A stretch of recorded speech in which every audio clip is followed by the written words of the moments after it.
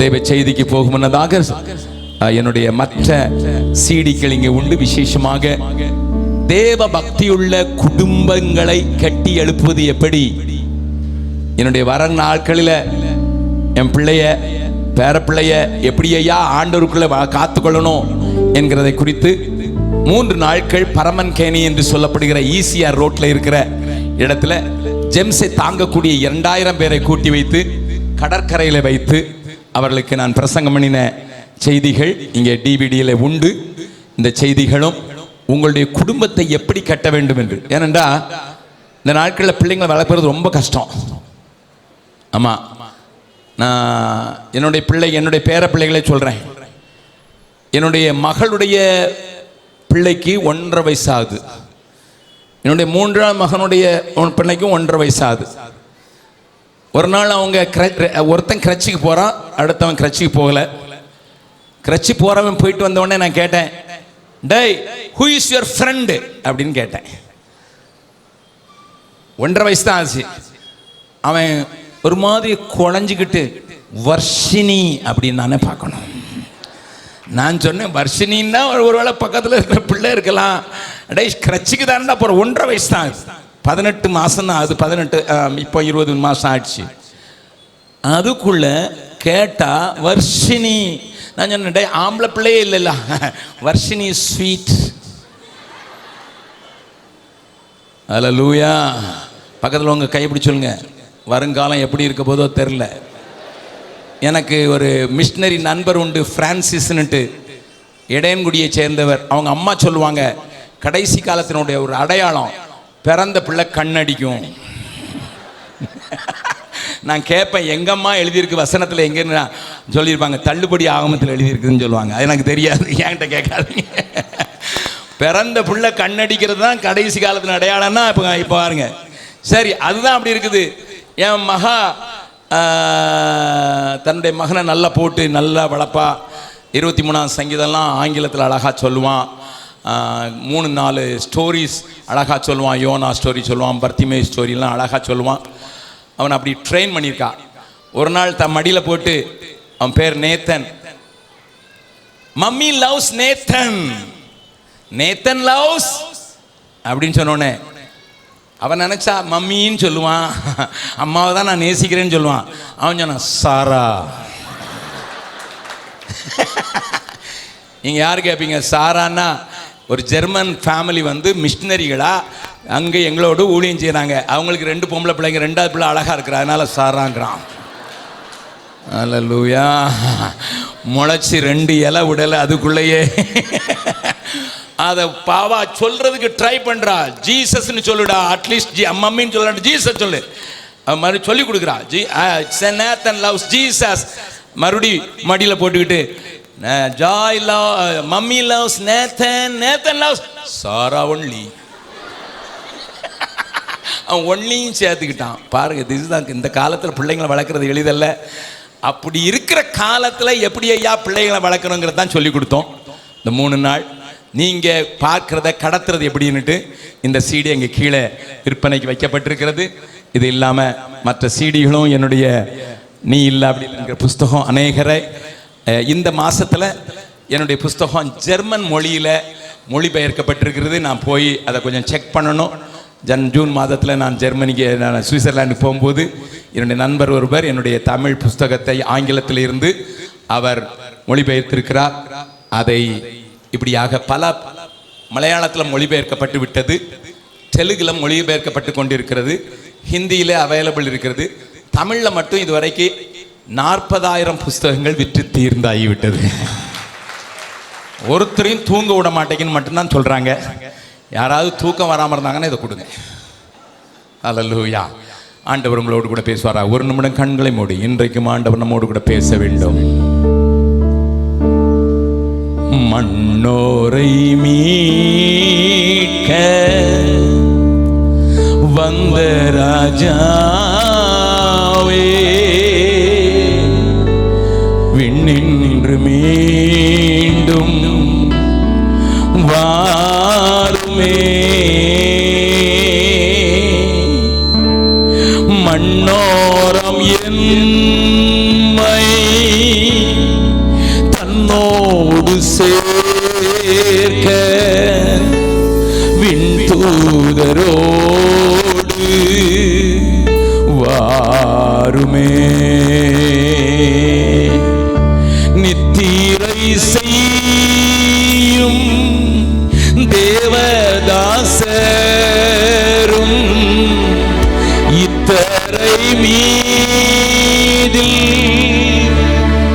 வாழ்பவரும்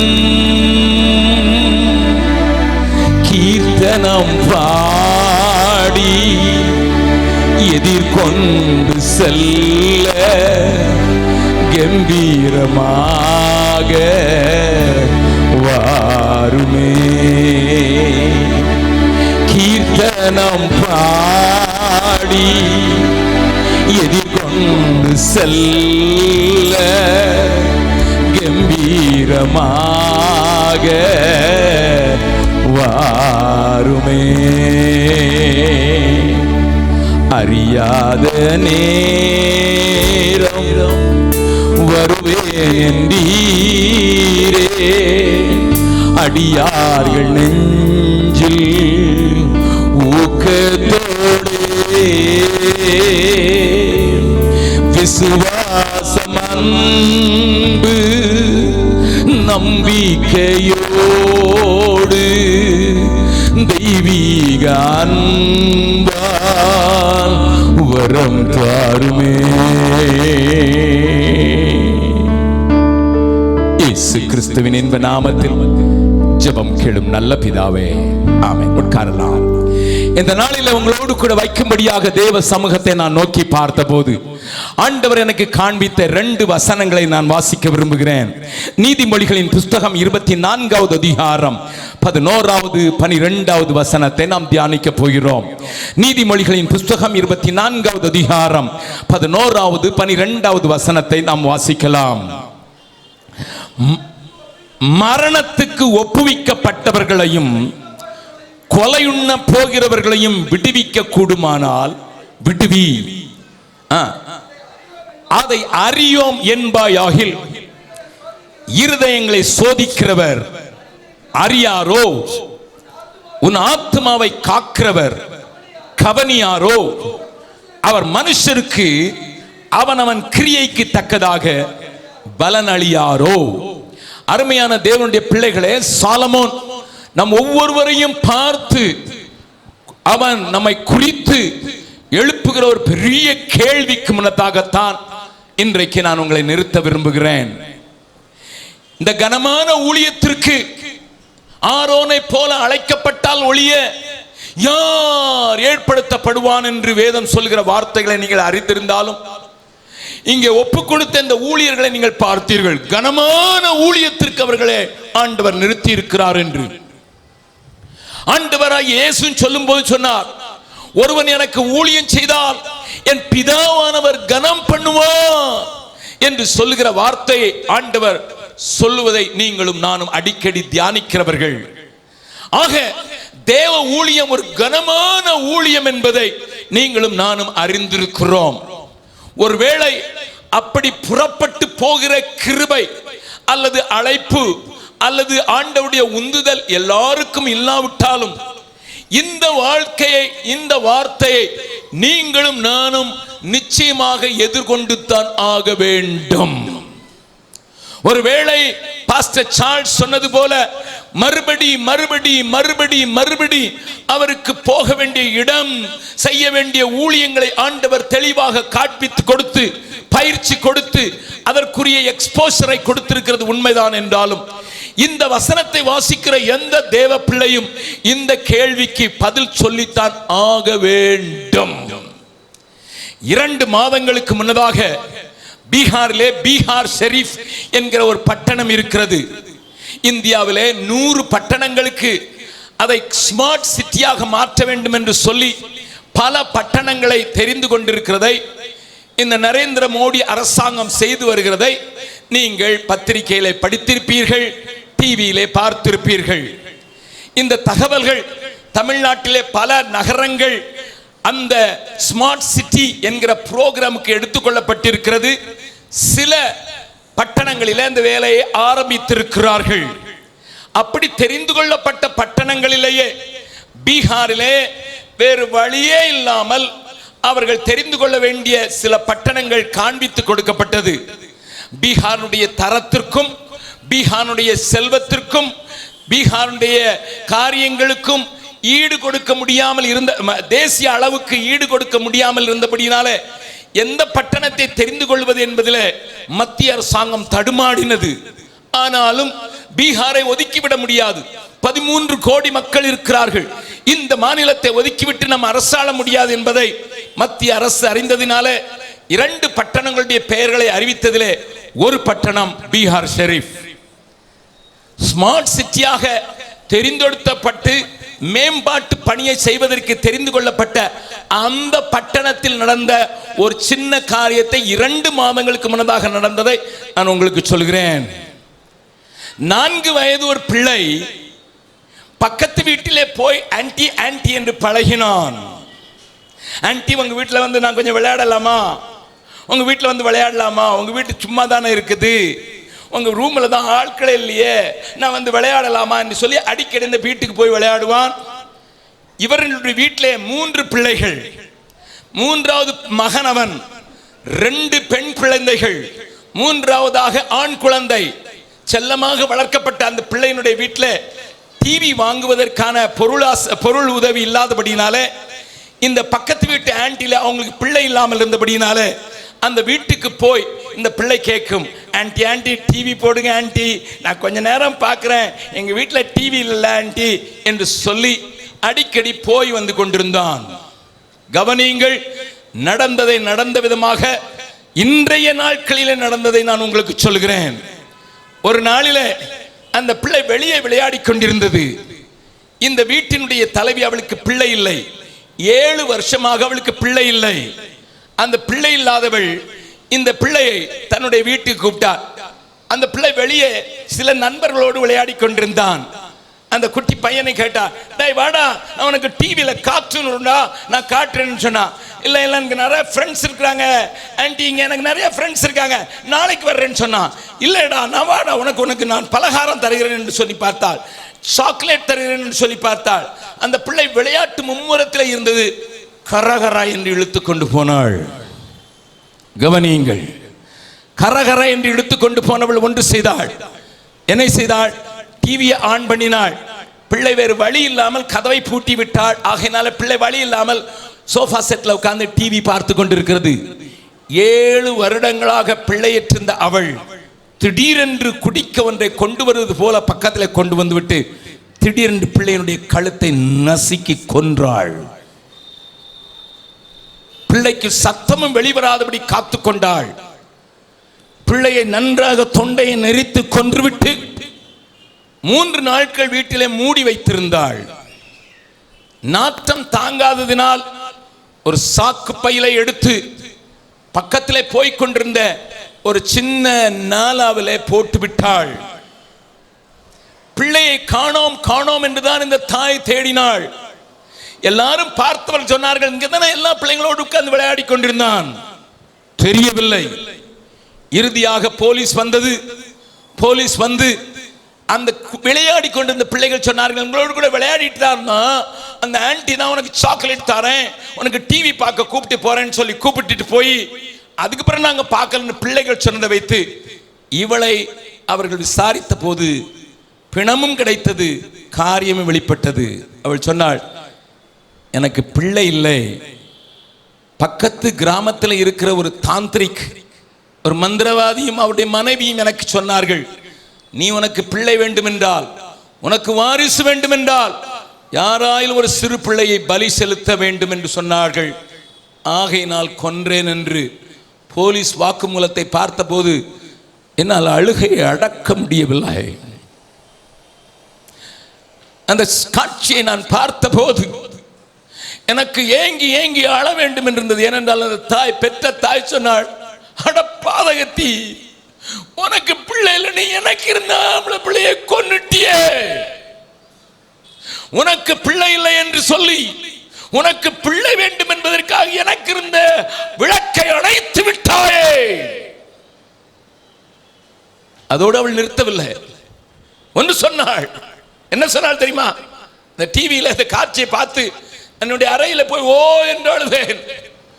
உங்களுக்கு விளங்குமோ இல்லையோ தெரியவில்லை, 71 வயதானாலும் இன்றைக்கும் பிள்ளைகள் என்றால் எனக்கு அத்தனை பிரியம் என்கிறபடினால ரூமில் போய் ஓ என்று அழுதேன். அந்த தாய் சொன்னாள், ஒருவேளை உனக்கு பிள்ளை மேலதான் சேர்ந்து ஏன்ட்ட கேட்டு நானே தானமாய் தந்திருப்பேன். 2 பெண் பிள்ளைகளுக்கு பிறகு எனக்கு ஒரு வாரிசு கிடைத்து விட்டது என்றேன். நீ மாத்திரம் எனக்கு பிள்ளை இல்லை என்று நீ விரும்பினதை நீ கேட்டிருந்தால் என் பிள்ளையை உனக்கு தத்து கொடுத்திருப்பேன். பிள்ளை இல்லாமல் ஆக்கிவிட்டாய் என்று அழுதாள். இன்றைக்கு அந்த மந்திரவாதியும் அவருடைய மனைவியும் இந்த கொலை செய்த இந்த மகளும் சிறைச்சாலையில் இருக்கிறாள். 2 மாதத்திற்கு முன்னதாக நடந்தது. என அருமை தேவ ஜனமே, கொஞ்சம் உன்னுடைய கண்களை ஏறெடுத்து பார். உன் கையில இருக்கிற ஒரு பெரிய நற்செய்தியை அல்லது உன்னுடைய கையில இருக்கிற ஒரு நம்பிக்கையின் செய்தியை, உன் கையில இருக்கிற தேவ வல்லமை வெளிப்படுத்துகிற ஒரு காரியத்தை இந்த உலகம் அறியாததினால் அல்லவோ இன்றைக்கு பச்சிளம் பிள்ளை தன்னுடைய சுயத்திற்காக, தன்னுடைய சுய காரியத்திற்காக கொல்லப்படுகிறதை நீ உணர்ந்திருக்கிறாயா? My dear friends, I am not talking about something happen in a tribal belt. No, ஏதோ ஒரு ஆதிவாசிகளின் மத்தியில் நடந்ததை சொல்லவில்லை. பீகாரிலே ஸ்மார்ட் சிட்டி என்று தெரிந்து கொள்ளப்பட்டிருக்கிற பீகார் ஷெரீஃபில் நகரத்தின் மத்தியிலே நடந்த காரியத்தை சொல்லுகிறேன். கொலையுண்ண போகிறவர்களையும் மரணத்துக்கு ஒப்பு கொடுக்கப்பட்டவர்களையும் விடுவிக்க கூடுமானால் விடுவி. அதை அறியோம் என்பாயாகில் உன் இருதயங்களை சோதிக்கிறவர் அறியாரோ? நான் இந்த வசனத்தை பார்த்து ஒரு கேள்வி கேட்டேன். என்ன கேள்வி கேட்டேன்? முதல் வசனம் தெரிகிறது, விளங்குகிறது. எத்தனை பேர் இன்றைக்கு அப்படிப்பட்ட இடத்திலே தள்ளப்பட்டிருக்கிறார்கள், கொலையுண்ணப்பட போகிறார்கள். ஒரு யாதவ் அவன் துப்பறிவீரவனாக வந்தான் என்று சொல்லி பாகிஸ்தானிய அரசாங்கம் அல்லது நீதிமன்றம் அவனுக்கு தூக்கு தண்டனை கொடுத்து விட்டதென்றால் இன்றைக்கு உலகம் முழுவதையுமே கூட்டிவிட்டோம். அந்த யாதவை குறித்து எனக்கு தெரியாது. அவன் துப்பறிகிறவனுக்கு போனானா அல்லது தற்செயலாய் போனானா தெரியாது. சொல்லப்படுகிறது தற்செயலாய் பாகிஸ்தான் எல்லைக்குள் போய்விட்டான் என்று சொல்லுகிறார்கள். I don't know. அவனுடைய குடும்பம் சொல்லுகிறது சாதாரண மனுஷன்தான் என்று. அவனுடைய படத்தை பார்த்தாலும் சாதுவாதான் இருக்கிறான். ஆனால் எனக்கு தெரியாது. ஆனால் அந்த ஒரு மனிதனுக்கு தூக்கு தண்டனை என்று சொன்ன போது முழு தேசங்களையும் கலக்கி கொண்டிருக்கிறது இந்திய அரசாங்கம். பிரதமர் நரேந்திர மோடி இன்றைக்கு சுஷ்மா ஸ்வராஜை பார்த்து வெற்றி பெற்றாய் நீ. வேற ஒண்ணும் இல்ல, விடுதலை ஆகல. அந்த விசாரணை இன்டர்நேஷனல் கோர்ட்ல நடக்கிறது வரைக்கும் இவரை தூக்கில போடக்கூடாதுன்னு சொல்லியிருக்கு. இதுவே வெற்றி பெற்றாச்சு. நம்ம ஆளுங்களுக்கு எது வெற்றி எது தோல்வின்னே தெரியாது. உலகத்தை மாயையிலே தள்ளுகிற தலைவர்களுக்கு தெரியாது. அந்த ஒரு மனிதனை குறித்து டிவியில ஒரே பேட்டிகள், அந்த ஒரு மனிதனை குறித்து பத்திரிகை முழுவதும் செய்திகள். கடந்த 15 நாட்களாக பத்திரிகை திறக்கவே மனமில்லாத அளவுக்கு இந்த காரியமே பேசப்படுகிறது. பக்கத்தில் உங்க கையை பிடிச்சுக்கிறாங்க. உங்க கண்ணுக்கு யாதவ தாண்டி வேற யாராவது தெரிகிறாங்களா? நீங்க நினைச்சுக்கிட்டு இருப்பீங்க யாதவர்னா கோனாரு. ஆனந்த கோனாரே உனக்கு அறிவு கட்டித்தான் போச்சுது நீ சொல்லிக்கிட்டு இருக்கலாம். I don't know. But we people of God, do you read this word? மரணத்துக்கு ஒப்புவிக்கப்பட்டவர்களையும் கொலைக்கு நியமிக்கப்பட்டவர்களையும் விடுவிக்க கூடுமானால் விடுவி. நமக்கு முடியல, அதனால தான் இந்தியாவால முடியாதனால தான் நம்ம சர்வதேச கோர்ட்டுக்கு போனோம். We try. The whole nation is trying. அந்த கவனிங்க, இந்த வழக்கை சர்வதேச மன்றத்தில் சொன்ன வழக்கறிஞருக்கு ஒரு அப்பியரன்ஸ்க்கு என்ன ஃபீஸ் தெரியுமா? நல்ல கவனிங்க. சர்வதேச வழக்கு மன்றத்தில் போய் யாதவுக்கு தூக்கு தண்டனை போடக்கூடாது, விசாரணை செய்ய வேண்டும் என்று சொல்லி வழக்காடின வழக்கறிஞருக்கு ஒரு கோர்ட்ல போனதுக்கு, ஒரு நாள் போனதுக்கு ஃபீஸ் என்ன தெரியுமா? வெறும் 50 லட்சம் தான். We don't understand the value of people. That's why we are so sluggish. நாம் ஆத்மாக்களுடைய விலையை புரிந்து கொண்டவர்கள். மற்றவர்களுக்கு ஜீவனை குறித்து தான் தெரியும். உங்களுக்கும் எனக்கு மாத்திரம் தான் ஆத்மாக்களின் விலை தெரியும். ஒரு மிஷனரிக்கு ஒரு 5000 மாசம் சர்ச்சா கலெக்ட் பண்ணி கொடுங்க பாஸ்டர் அப்படி சொன்னா எங்க சர்ச்சில் வர்றதே 60,000 தானே. அதில் 5,000 கொடுத்து வச்சு நம்ம மீதி என்ன செய்கிறது? எத்தனை போதகர்கள் உண்டு. நல்ல போதகர்களுக்காக நன்றி. நிறைய பாஸ்டர்ஸ் மிஷினரியை தாங்கி மிஷினரி அனுப்புறதுக்கு எழுமின இந்த சபைகளுக்காக ஆண்டவருக்கு ஸ்தோத்திரம். ஒரு அப்பியரன்ஸுக்கு 50 லட்ச ரூபா கொடுத்து அவனை எப்படியாவது நீக்கணும்னு சொல்லிட்டு விளக்க மாட்டி கொண்டிருக்கிற ஒரே தேசத்தில் ஆயிரங்கள் அழிந்து கொண்டிருக்கின்றன. இப்படிப்பட்ட அறியாமை என்கிற அந்த மூடத்தனத்துக்கு ஒப்பு கொடுத்து தனக்கு பிள்ளை வேண்டும் என்று சொல்லி மற்றவருடைய பிள்ளையை கழுத்தை நெரித்து கொள்ளுகிற ஒரு பொல்லாத உலகத்தில் சபையே, என் அருமை விசுவாசியே, நீங்களும் நானும் என்ன செய்கிறோம்? ஓகே, ஒருவேளை முதலாவது கேள்விக்கு நீ இப்படி சொல்லிவிடலாம், என்னால் முடியவில்லை, விடுவிக்க கூடுமானால் விடுவி என்று சொல்லி இருக்குது. ஆனா அடுத்தால வர்ற வசனம் என்னை உருவாக்குகிறது, என்னை உந்தி தள்ளுகிறது. என்ன சொல்லுகிறது? அதை அறியோம் என்பாயாகில் இருதயங்களை சோதிக்கிறவர் அறியாரோ, உன் ஆத்மாவை காக்கிறவர் கவனியாரோ. இந்த வசனங்கள் நம்மை உலுக்க வேண்டும். I have a God to take care of my soul. என் ஆத்மாவை அழிவுக்கு தப்புவிக்கிற ஒரு ஆண்டவர் எனக்கு உண்டு. கரங்களை தட்டி ஆண்டவரை மகிமைப்படுத்தலாமா? 103 சங்கீதம் எல்லாருக்கும் தெரியும். சொல்லுங்க பார்க்கலாம். என் ஆத்மாவே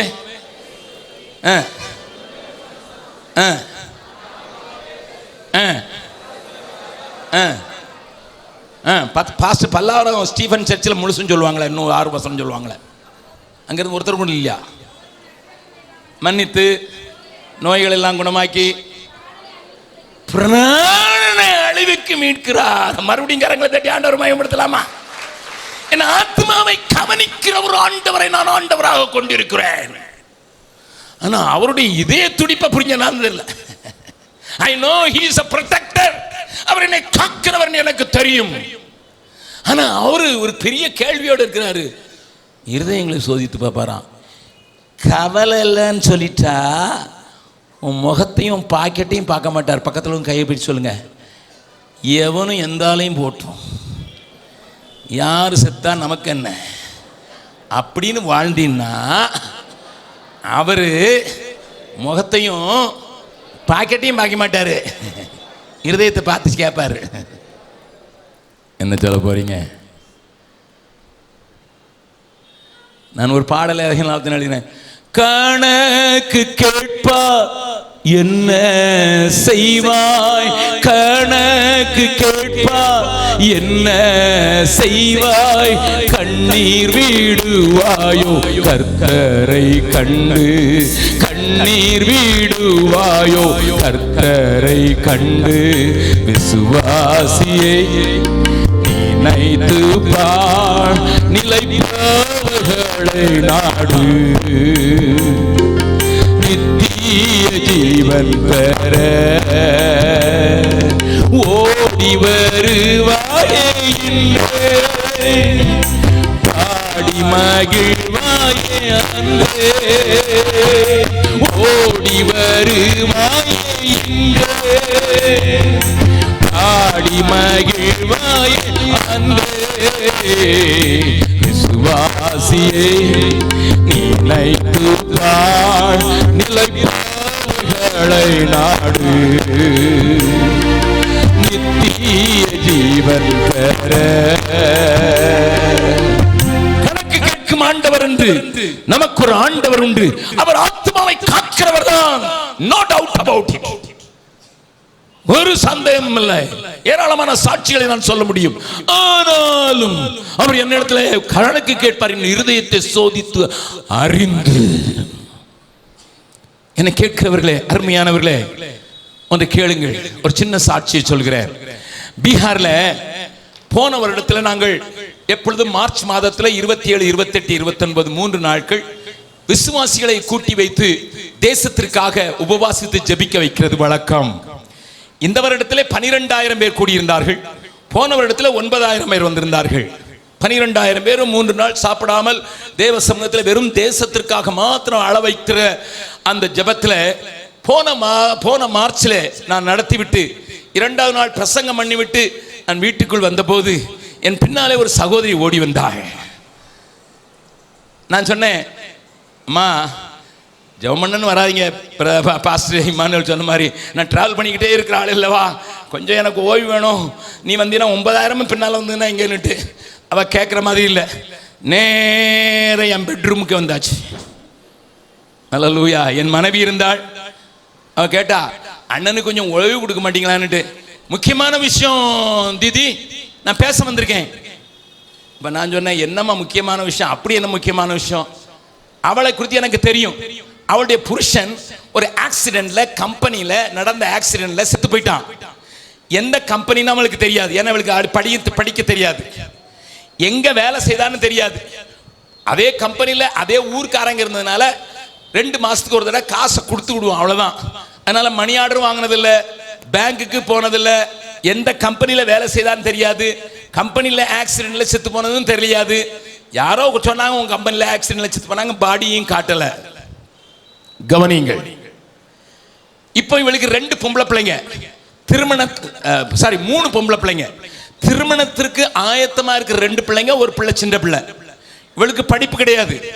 அறுவடை அறுத்தாதான் இவள் சாப்பிட முடியும். பீகார்ல 16 கட்டு அறுத்தா 1 கட்டு இலவசம். அப்படிப்பட்ட அறுவடையில என்ன செய்வாங்கன்னா, கோதுமை அறுக்கிற காலத்திலையும் நெல் அறுக்கிற காலத்திலையும் இவர்கள் கூலி வேலைக்கு போய் ராத்திரி பகலா அறுத்து வீட்டுக்கு வேண்டிய அரிசியையும் கோதுமையும் ஸ்டாக் பண்ணிடுவாங்க. எல்லாரையும் பார்க்கலாம், நீ இங்க பீகார் ஆட்கள் வேலை செய்வாங்க, இவங்களும் இந்த அறுவடை நேரத்தில் இங்க இருக்க மாட்டாங்க, ஓடி போயிடுவாங்க. ஏன்னா அதான் பேசிக் ஃபுட். மேலே கொஞ்சம் கொஞ்சம் வேலை செய்யறதை வச்சு தான் மற்றதை அவங்க கழிக்கணும். இவளுக்கு நிலமும் கிடையாது, இவளுக்கு புருஷனும் கிடையாது, இவளுக்கு 3 பொம்பளை பிள்ளைங்க வேற. அப்படிப்பட்ட நேரத்தில் இவன் அந்த ஃபாஸ்டிங் ப்ரேயருக்கு 3 நாள் வந்திருக்கா. போன அதுக்கு முந்தின கன்வென்ஷனுக்கு வந்திருக்கிறா. கன்வென்ஷன்ல 16,000 பேர் இருந்தாங்க. அங்க பவுலுடைய சரித்திரத்தை நாங்கள் காட்டினோம். அப்படி இருக்கும்போது நான் அந்த கூட்டத்தில் சொன்னேன், அழிகிற ஜனத்துக்கு நம்ம ஏதாவது செய்யணும்னு சொல்லிட்டு ஒரு இடத்துல கூட்டம் நடத்தினா 15,000 ரூபா போட்டோம்னா 2,000 பேருக்கு சுவிசேஷன் சொல்லிடுறோம். கிராமத்தில் நம்ம அப்படி தான் சுவிசேஷன் சொல்றோன்ட்டு என்னுடைய பீகார் மக்களுக்கு உற்சாகப்படுத்த முடியாது சொன்னேன். 15,000 இருந்தால் 2,000 பேருக்கு சுவிசேஷம் முதல் முறையாக சொல்லிடலாமா? அவன் 3 நாள் ஒரு சின்ன கூட்டத்தை போட்டு மினி குருசைன்னு சொல்லுவோம், அதை நடத்திடுவோன்னு சொல்லிட்டு நான் அந்த நேரத்தில் சொல்லியிருக்கேன். எனக்கு ஞாபகம் இல்லை. இவன் அதை கேட்டுக்கிட்டே இருந்தவா வீட்டுக்கு போயிருக்கிறா. டிசம்பர் மாதம் முழுவதும் ஜெபம் பண்ணியிருக்கா. ஐயோ என்ன செய்யறதுன்னுட்டு கடைசியில் மார்ச் மாதம் நான் போகிறதுக்குள்ள அப்படிப்பட்ட ஒரு கூட்டம் நான் நடத்தணும். என் வாலிப பிள்ளைகளை விட்டுட்டு நான் போக முடியாது, அவங்கள வீட்டில் விட்டுட்டு போக முடியாது. ஆகினால நான் ஏன் போக முடியாது, எனக்கு படிக்க தெரியாது, அந்த கூட்டத்துக்கு நான் உதவி செய்யணும்னு சொல்லி தீர்மானம் பண்ணியிருக்கிறா. நடந்ததை சொல்றேன். மார்ச் மாதம் வந்துச்சு. வீட்டில் இருந்த அரிசி கோதுமை எல்லாவற்றையும் எடுத்துக்கொண்டு போய் மார்க்கெட்டில் வித்திருக்கிறா. அதான் அவங்களுக்கு வருஷம் முழுவதும் சாப்பிடுறது. வித்துட்டா 32,000 கிடைச்சிருக்கு. 32,000த்துல ஒரு காசை கூட எடுக்காம நேர எடுத்துக்கொண்டு வந்து, அண்ணே நான் 2 கூட்டத்தை தாங்க போறேன், 4,000 பேருக்கு சுவிசேஷம் சொல்லிடலாம்ல. அவ கதை எனக்கு தெரியும், அவளை பற்றி எனக்கு தெரியும். நான் சொன்னேன், நான் வாங்க மாட்டேன். 3 குமரியை வச்சிருக்க கடத்துறதுக்கு, உனக்கு புருஷன் இல்லை, நீ இதை கொடுத்துட்டு என்னடி சாப்பாடுவ? அவ எனக்கு பிரசங்கம் பண்ண ஆரம்பிச்சா, நீங்க தானே விசுவாசத்தை குறித்து பேசுறீங்க, நீங்க சும்மா வரலையா பீகாருக்கு, இப்ப பெரிய ஆள் ஆகலையா, உங்களுக்கு ஆண்டவர் சோறு போட போது எங்களுக்கு போட மாட்டாரா? நீங்க 2,700 வச்சுட்டு சோறு போடுறீங்க, 3,500 பிள்ளைங்களை வச்சு சோறு போடுறீங்க, நான் எனக்கு போட மாட்டாரா? எனக்கும் என் பிள்ளைங்களுக்கு சோறு போட மாட்டாரா? அவ எனக்கு பிரசங்கம்.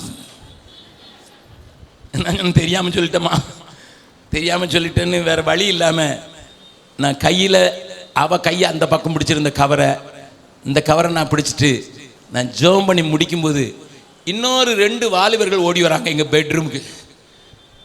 அக்கா அவங்களை எங்கெல்லாம் தேடுறது அப்படின்னு அவங்க கத்துறான். ஏன்டா தேடுறேன்? பேங்க் மேனேஜர் உங்களை கூப்பிட்டுக்கிட்டே இருக்காரு, உங்க புருஷன் செத்ததுக்கு 6 லட்சம் ரூபாய் வந்து கிடக்குதாங்க, வாங்குறதுக்கு ஆளை தேடிக்கிட்டு இருக்காரு, நீங்க என்ன செய்றீங்க? ஹல்லேலூயா. பக்கத்துல சொல்லுங்க, ஊராம் பிள்ளை ஊட்டி வளர்த்தா அவன் பிள்ளை தானே வளரும். ஆமாம், மிஷினரி அனுப்புறதுக்கு சிலருக்கு ரொம்ப கஷ்டம். நாங்களே இங்கே இன்னும் பாடுபடுறோம். அல்லேலூயா. உன் ஆத்துமாவை காக்கிறவர் கவனிப்பா.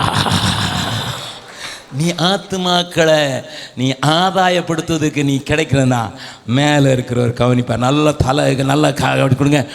உன் ஆத்மாவை காக்கிறவர், நீ ஆத்மாவுக்கு என்ன செய்யறதுங்கிறத கவனிப்பா. அதனால தான் பழைய பாட்டு இப்படி பாடினாங்க, வாழ்நாள் எல்லாம் வீணாளாக சென்று போய் ஐயோ மோசம் போனேன் வீட்ட நன்மை ஆளுதாலும் வருமோ ஆத்மா ஒன்றும் ரட்சிக்காமல் வேட்கத்தோடு ஆண்டவா வேறும் கையனாக உம்மை கண்டு கொள்ளல் ஆகுமோ கரை ஏறி உமதண்டை நீர்க்கும் போது ரட்சகா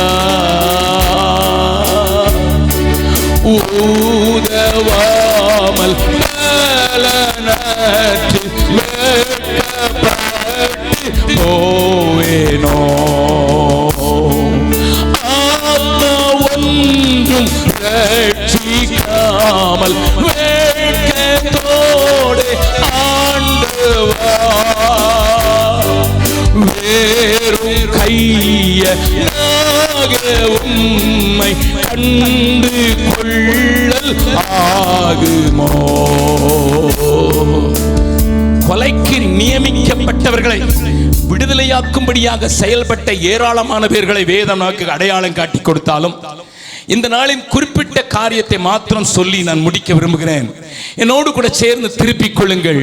1 சாமுவேலின் புஸ்தகம் 25வது அதிகாரம்.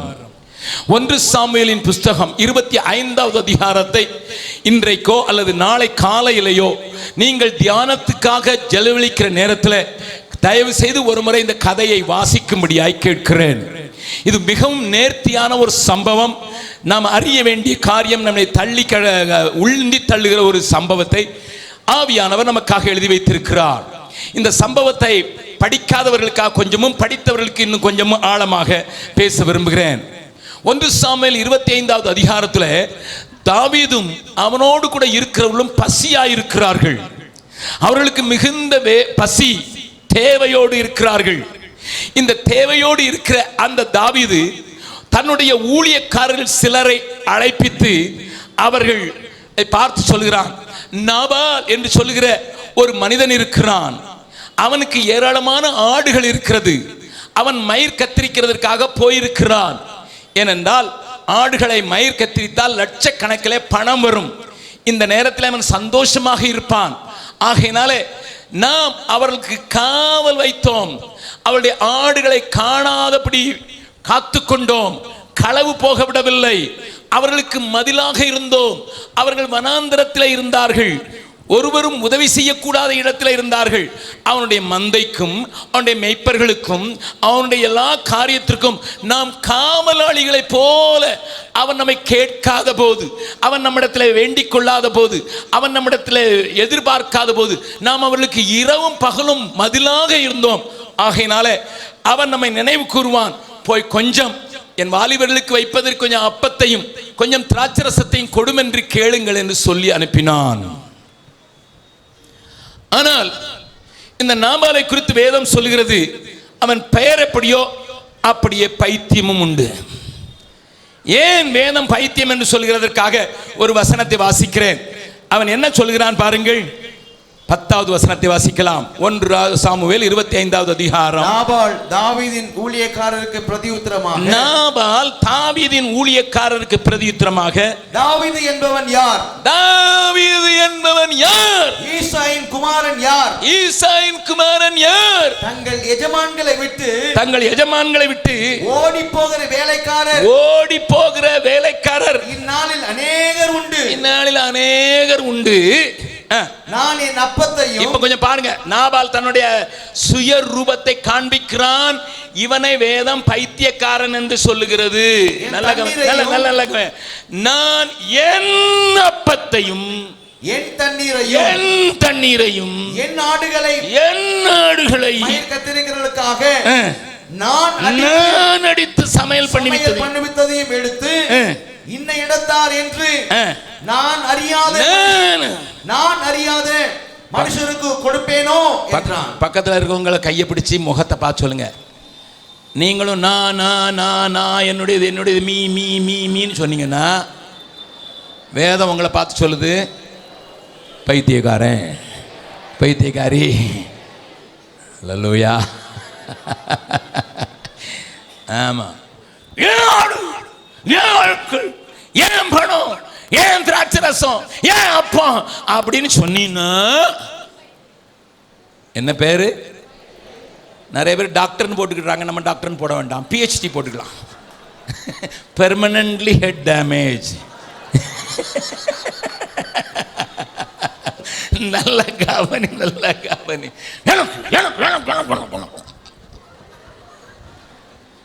எப்பா, ராத்திரி முழுவதும் நான் தான்ப்பா உன்னை காப்பாத்தினேன். நீ கேட்காத போதே நான் வந்து உனக்கு உதவி செய்தேன்ப்பா. என் ஆளுங்க கொஞ்சம் பசியா இருக்காங்க, கொஞ்சம் கொடுங்க. அவனுக்கு ஒரு மனைவி இருந்தாள், அவள் பேர் அபிகாயில். புத்திசாலியான மனைவி. அங்க இருக்கவங்க கொஞ்சம் பேர் சொல்றாங்க, எங்களை பற்றி தான் சொல்லி இருக்குது, இந்த பைத்தியக்காரனோட தான் வாழ்றேன், என்ன செய்யறது? 3 கிலோ இறைச்சி வாங்கிட்டு வந்துட்டு அவரே சாப்பிட்றாரு. பிள்ளைங்களுக்கு கூட இருக்குதான்னு கேட்கறது இல்லை, சமைக்கிற எனக்கு இருக்குதான்னு கேட்கறது இல்லை. அவரே எல்லாத்தையும் உளிங்கிட்டு நல்லா இருந்ததுமா. அட பாவி மனுஷா, பிள்ளைங்க சாப்பிட்டான்னு கேட்க மாட்டேங்கிறான். யாரோ சொல்றாங்க உங்க ஓரத்தில் ஒரு சிஸ்டர், எங்க வீட்டுக்காரர கதை இப்படியே தாங்க.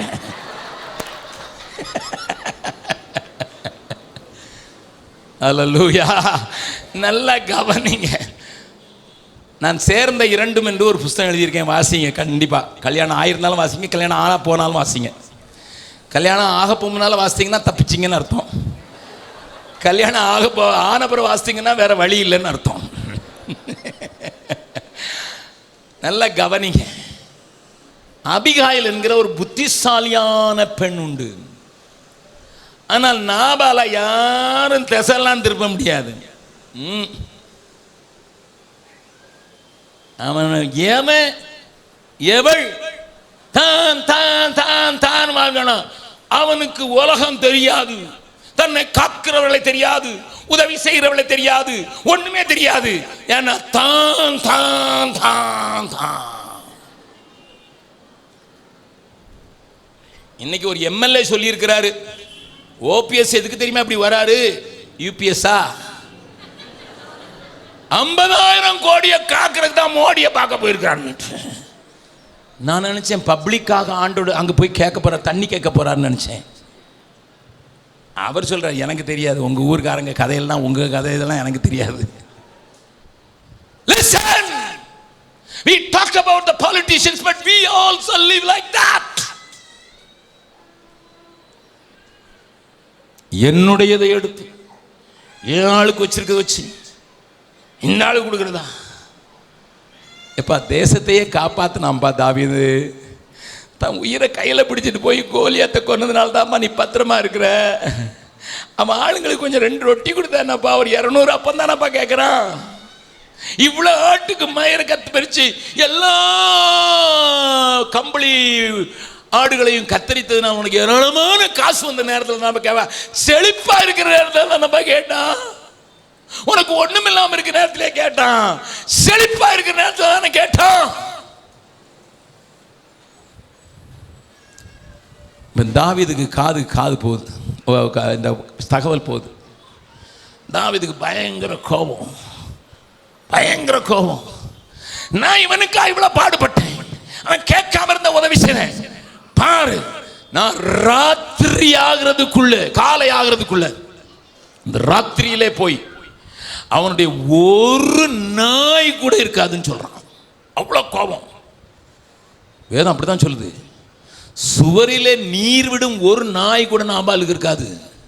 எல்லாத்தையும் அழிக்க போறேன்ட்டு தாவீது கூட இருந்தவங்க எல்லாம் முரட்டாட்டமானவர்கள், போர்ச்சாலிகள், போர்க்களத்துக்குள்ள இறங்கக்கூடியவங்க, பயங்கரமான ஆட்களை கூட்டி தாவீது வேகமா வரான், கோபம் கொண்டவனாக அழிக்க வேண்டும் என்று சொல்லி அனைத்தையும் அழிக்க வேண்டும் என்று இங்க வரைக்கும் நாய் கூட இருக்காதுன்னு சொல்லி வருகிறான்.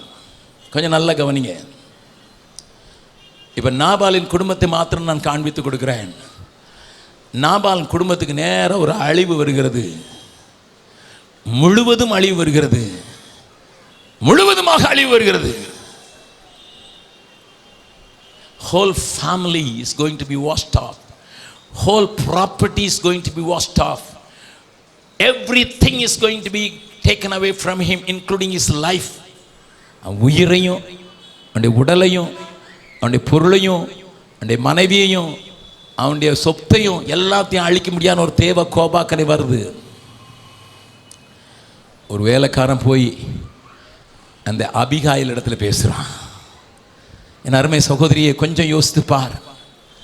ஒரு புத்தியுள்ள வேலைக்காரன் போய், எஜமாட்டியம்மா எஜமாட்டியம்மா ஒன்று சொல்லட்டுமா, இதுதான் நமக்கு கடைசி ராத்திரியா இருக்க போகுது, இதுதான் நம்ம வாழ போற கடைசி ராத்திரியா இருக்க போகுது. என்னடா சொல்ற?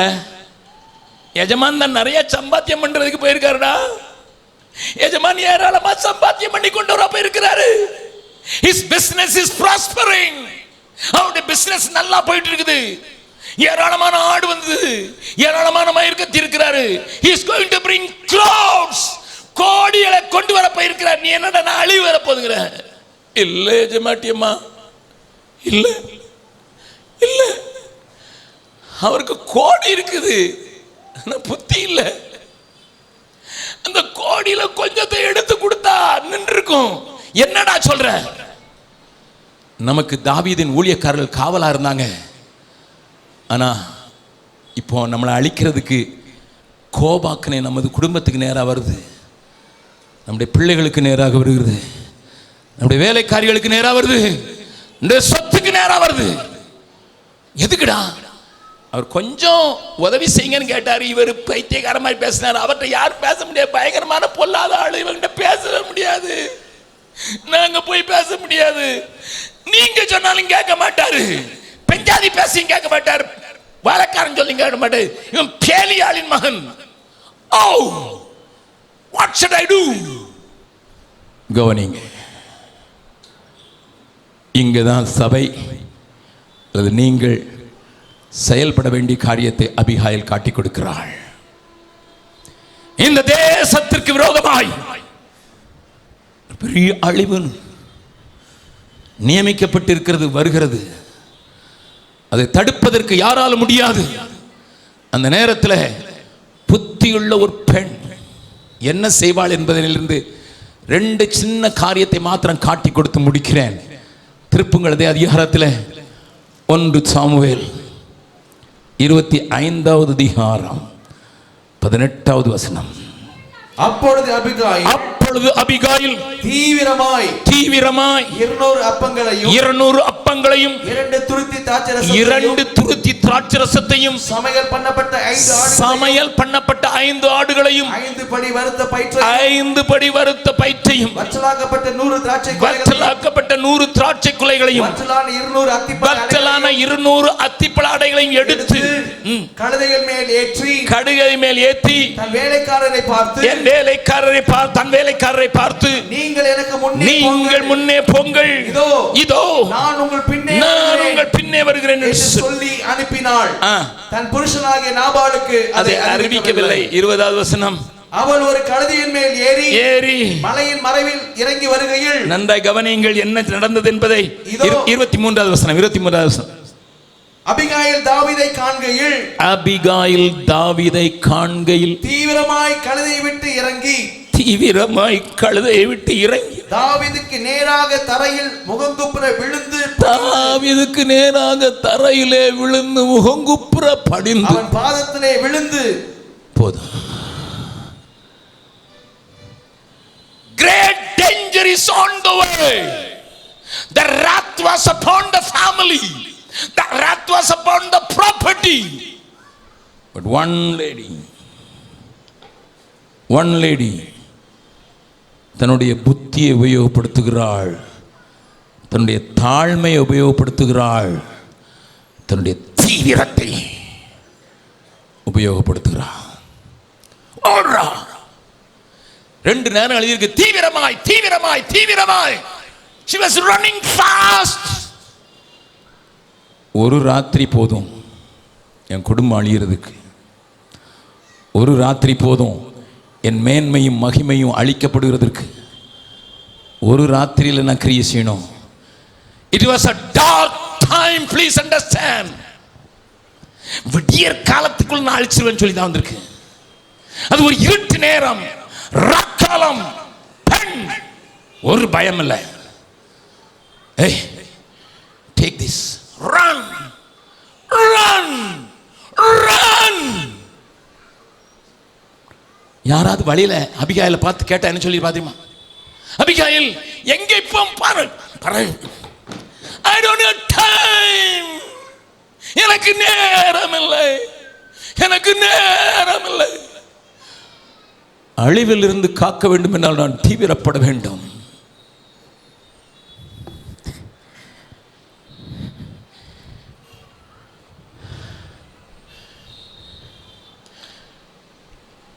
மூன்று நாளைக்கு முன்னதாக நான் பிரதர் ராஜேஷ் அவருடைய குடும்பம் எல்லாம் கோலாப்பூரில் இருந்தோம். 4 நாட்கள் கூட்டங்களில் தேவன் பலமாக அசைவாடி இருந்தார். மகாராஷ்டிராவில் 3வது நாள் கூட்டத்திற்கு முடிவுக்கு பிறகு ஒரு பெண் எங்களோடு கூட ஊழியம் செய்கிற பெல் என்கிற ஒரு சகோதரனை பார்க்க வந்து, எப்படி ஆயிலும் என்னையும் பிள்ளைகளையும் காப்பாற்றுங்கள். தமிழ் பெண், திருநெல்வேலி மாவட்டத்தை சார்ந்தவள், எம்எஸ்சி பிஎட் படித்திருந்தவள், மேத்தமேட்டிக்ஸ் படித்து எம்எஸ்சி படித்து பிஎட் படித்திருந்தவள், 2 பிள்ளைகள். என்னுடைய கூட்டத்திலே திருநெல்வேலி மாவட்டத்திலே தான் சின்ன பிள்ளையாக 9வது 10வது படிக்கும்போது அவள் ஒப்பு கொடுத்திருக்கிறாள் பீகாருக்கு. தெரியாது எனக்கு. நாங்கள் தரிசன முகாம் என்று ஒன்று தூர பார்வை என்று ஒன்று நடத்தினோம். அதில் கலந்து கொண்டிருக்கிறாள். நான் பீகாருக்கு மிஷினரியாக வருவேன் என்று சொல்லியிருக்கிறாள். எழுந்து நின்றிருக்கிறாள். நான் அவளுக்கு ஜெபித்திருக்கேன், எனக்கு தெரியாது, ஜெபித்திருக்கிறேன். ஆனால் கல்லூரிக்கு போன போது மறந்து விட்டது. வீட்டிலே பெண் பார்க்க மாப்பிள்ளை வீட்டார் வந்தபோது, மாப்பிள்ளை பெரிய வியாபாரம் செய்கிறார், கோலாப்பூரில் வேலை செய்கிறார், ஒரு ராஜ்யம் விட்டு இன்னொரு ராஜ்யத்திலே பெரிய பிஸ்னஸ் செய்கிறார் என்று சொல்லி அப்பாவும் அம்மாவும் மதிமயங்கி ஒரு வியாபாரிக்கு இவளை கொடுத்து விட்டார்கள். தன்னை அழைத்தவரை மறந்துவிட்டாள். ஒரு மாநிலத்திலிருந்து இன்னொரு மாநிலத்திற்கு ஆண்டவர் என்னை எடுத்துக்கொண்டு போகிறதை மறந்துவிட்டாள். ஆண்டவர் என்னை எதற்கோ ஒரு நோக்கத்துக்கு எடுத்துக்கொண்டு போகிறார் என்பதை புரிந்து கொள்ளாமல் போய்விட்டாள். வீட்டிலே வெறும் பணத்தை பற்றி மாத்திரம் பேச ஆரம்பித்ததினால் இவளை அடித்தார்கள். தினந்தோறும் அடி வாங்கினாள்.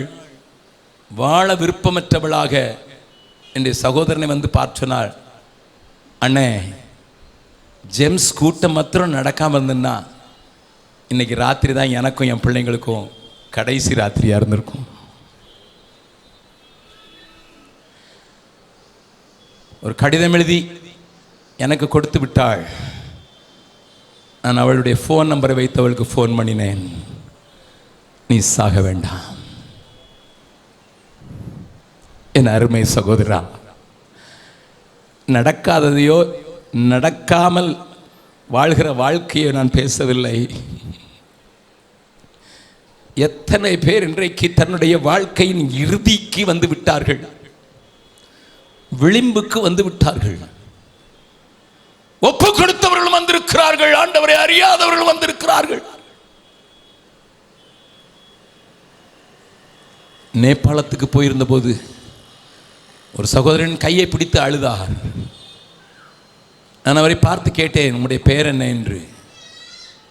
ஏதோ ஒரு பகதூர் என்று சொன்னார். என் கையை பிடித்து ஏன் அழுகிறீர்கள் என்று கேட்டேன். அவர் சொன்னார், ஒரு பாறையின் உச்சியில் ஓரத்தில் நின்று அந்த பக்கத்தில் இருக்கிற பெரிய குழியிலே நான் என்னை தள்ளி விடுவதற்கு மாய்த்துக் கொள்வதற்கு நின்றபோது செடி மறைவில் 2 சகோதரர்கள் உட்கார்ந்திருந்தார்கள். ஒரு சத்தம் ஹிந்தியில் பேசப்பட்டு நேபாளத்திலே மொழிபெயர்க்கப்பட்டு கொண்டிருந்த ஒரு சத்தத்தை அவர்கள் மொபைலில் கொஞ்சம் சத்தமாக வைத்து கேட்டுக்கொண்டிருந்தார்கள்.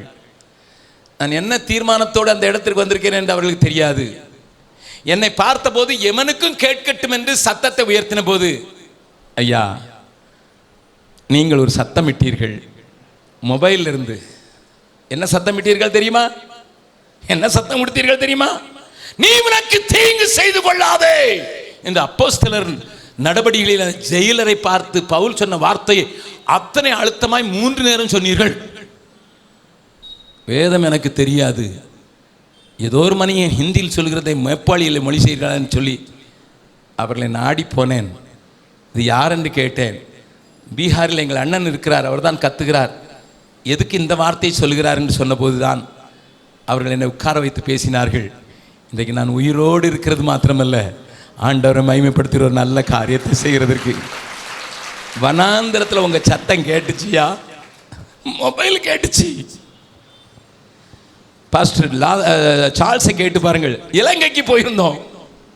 3 நாட்கள் ஓப்பன் மீட்டிங்கில் பேசிவிட்டு கீழே இறங்கி வருகிறேன். நான் சாதாரணமாக கடைசி நேரம் இருக்கிறதில்லை. இறங்கி ஓடி வரும்போது ஒருவர் ஓடி வந்தார் என்னுடைய காருக்கு நேராக. ஐயா ஐயா நில்லுங்க நில்லுங்க நில்லுங்க, என் பேர் மனோகர், நான் முனிசிபாலிட்டி ஆஃபீஸில் வேலை பார்க்குறேன். நல்லது பிரதர், நல்லா இருக்கீங்கல்ல?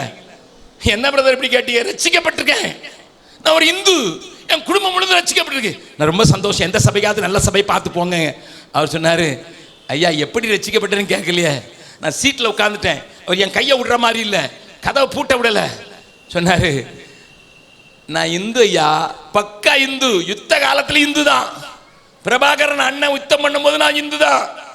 ஆனால் எங்கள் வீட்டில் காக்கா வந்து உங்க சீடியை போட்டுச்சு, கேட்டோமோ எங்கள் குடும்பமே ரசிக்கப்பட்டுட்டு எனக்கு விளங்கலை. சாட்சியை வைத்துக்கொண்டு சொல்லுகிறேன். பக்கத்தில் இருங்க. தேவ சத்தம் தேசத்தில் துணிக்கணுங்க. அப்பந்தான் மரணத்துக்கு ஒப்புவிக்கப்பட்டவங்க தப்புவாங்கங்க. நீங்கள் என்ன செய்கிறீங்க கேளுங்க, அதையும் கேட்டுருங்க. ஆத்துமாவை கவனிக்கிறவர் கவனியாரோ, இருதயத்தை சோதிக்கிறவர் சோதிக்காரோ. அபிகாயில், என்னம்மா ராத்திரி போறிய? நீ அழகான பொன்னடி, நீ அழகு நிறைந்தவளாயிட்டு, பணக்கார விட்டு பெண்ணாயிட்டு, ராத்திரி ஓடுறிய, எங்க போற? என் ஜனத்துக்கு வருகிற அழிவை நான் எப்படி காண்பேன்? என் ஜனத்துக்கு வருகிற அழிவை காணாததுனால எனக்கு ராத்திரியும் பகலும் ஒன்று தான். என் ஜனத்துக்கு வருகிற அழிவை காணாததுனால எனக்கு வச்சுருந்த எங்கள் வீட்டுக்காரர் எனக்குன்னு வச்சுருந்தார்ல, அதை மட்டும் எடுத்து கொடுத்துட்றேன். அவன் பயங்கரமான ஆள், கேட்டால் கொடுக்க மாட்டான். ஃபிக்ஸட் டெபாசிட்லேயே போட்டு வச்சுருக்கான், அந்தி கிறிஸ்துவுக்கு சேர்த்து வச்சுருக்கான். நான் அவன் வந்து எடுக்கிறக்க அந்தி கிறிஸ்துக்கே சேர்த்து ஃபிக்ஸட் டெபாசிட் ஃபிக்ஸட். அவன் கேட்டால் கொடுக்க மாட்டான். எனக்கு குடிக்கிறதுக்கும் வச்சுருக்கேன்ல, அந்த திராட்சை ரசத்தை விட எனக்கு இல்லாட்டாலும் பரவாயில்ல, என் குடும்பம் அழிஞ்சிடக்கூடாது, என் கோத்திரம் அழிஞ்சிடக்கூடாது, என் மக்கள் அழிந்து விடக்கூடாது. நான் அந்த அழிவை திருத்துறதுக்கு, தரம் மட்டும் உழுறதுக்கு ஆயத்தம். என்னுடைய அழகை நான் பார்க்க மாட்டேன், தாழ்த்துவேன், பணிந்து கொள்ளுவேன், காலை பிடிச்சி கெஞ்சுவேன்.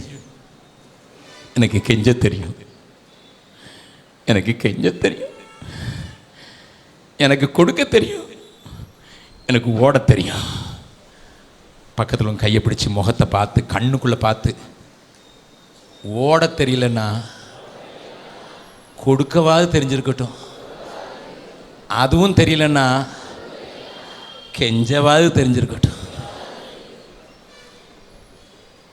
இப்போ நான் ஒரு கேள்வி கேட்டு தான் உங்களை வீட்டுக்கு கூட போகிறேன். லிஃப்டா ஸ்டாப் பண்ணிருங்க பிரதர். யாராவது போனால் குதிச்சு போட்டோம்.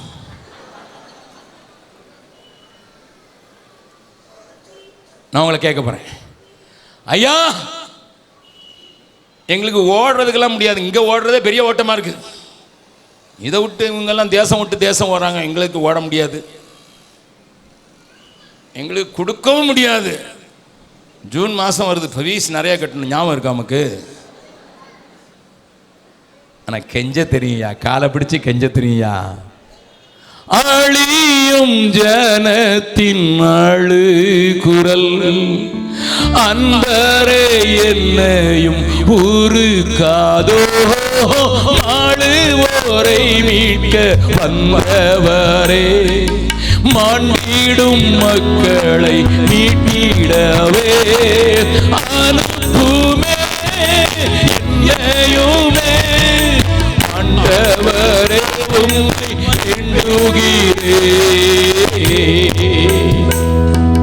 அன்பென்னும் ஆவியால் என்னையும் ஆண்டவரே நீ நீரப்பிடும், ஆயுள் முழுவதும் நின் சேவை செய்ய ஆண்டவரே என்னை அனுப்பிடும்.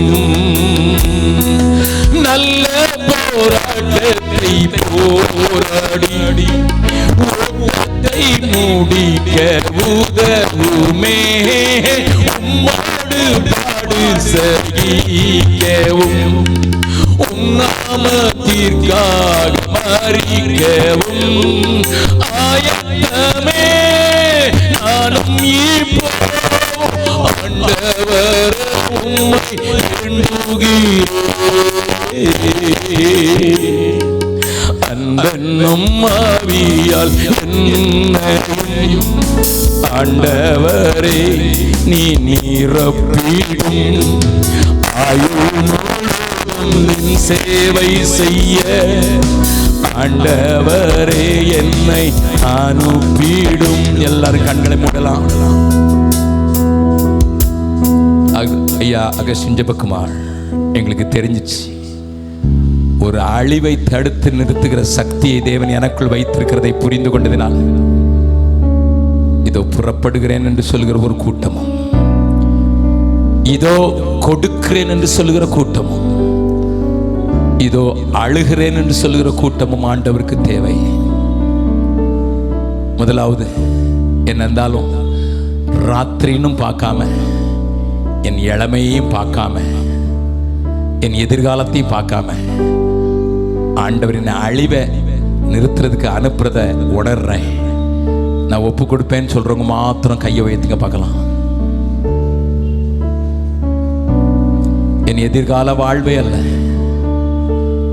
என் எதிர்காலத்தே அல்ல, அழிக்கப்படுகிறதிலிருந்து மக்களை காப்பதற்காக என்னை அர்ப்பணிக்கிறேன் என்று சொல்லுகிறவர்கள் கையை வைத்தினவங்க தயவு செய்து எழுந்து நில்லுங்க. நான் 2 நிமிஷத்துல உங்களை அனுப்பிச்சிடுறேன்.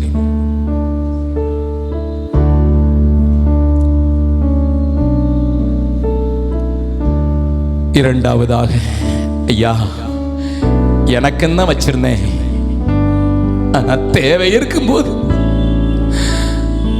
அந்த பீகாரின் விதவையை போல நானும் பகிர்ந்து கொள்கிறதுக்கு என்ன கொடுக்கிறேன் என்று சொல்லுகிறவர்களும், என்னால் அது கூட முடியாதுனா ஆண்டோடைய பாதத்தை பிடிச்சு கெஞ்சுறதுக்கு எனக்கு முடியும்னு சொல்றவங்களும், நீ மறுபடியும் நான் பிரதர் கிங்ஸ்லி பாலை அழைக்கிறேன், தருகிறேன், என்னை தருகிறேன் என்று ஒரு பாடின அந்த பாடலை 2 கரங்களை உயர்த்தி நம்ம அவரோடு கூட சேர்ந்து பாட போகிறோம்.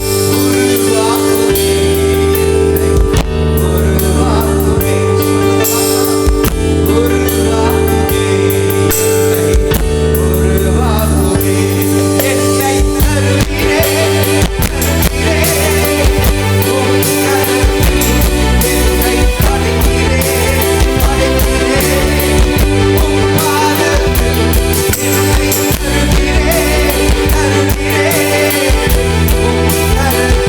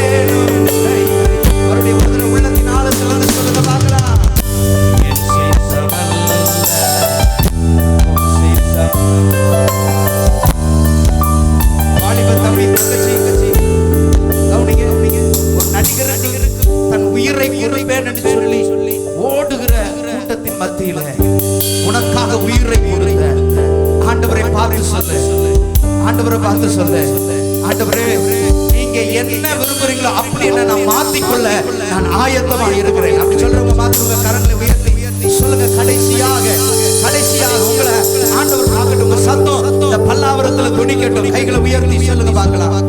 என் சித்தம்